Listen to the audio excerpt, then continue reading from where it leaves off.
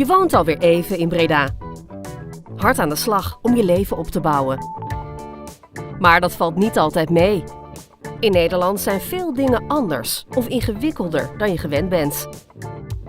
In 8 workshops van het Goede Start-programma leer je Nederland beter kennen. Er zijn 3 thema's: geld, wijk en normen en waarden. In de workshop over geld leer je hoe je met geld omgaat in Nederland. Welke financiële regelingen zijn er waar je van moet weten? Via de workshop over je wijk leer je jouw wijk beter kennen. Zo weet je waar de bibliotheek, de voetbalclub en de apotheek is. In een andere workshop bespreken we de Nederlandse kernwaarden: vrijheid, gelijkwaardigheid, solidariteit en participatie. Zo mag je in Nederland zeggen wat je wilt, maar wel met respect voor elkaar.